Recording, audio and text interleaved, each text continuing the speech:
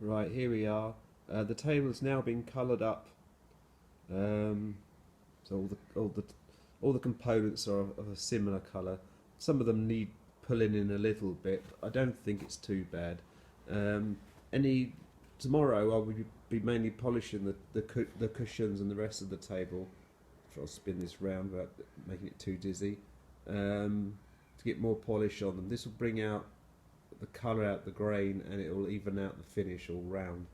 And then hopefully all we need to do then is rubber the cushions and assemble the table, and away it goes. There's still a few little touch-ups and stuff to do where we've had to do some woodwork repairs, but you know, these are fairly minimal. I think there's a piece down here in the bottom of the leg where we've had to let a piece in.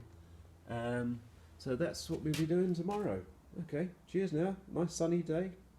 I'll go and enjoy it and have a few beers. Cheers now.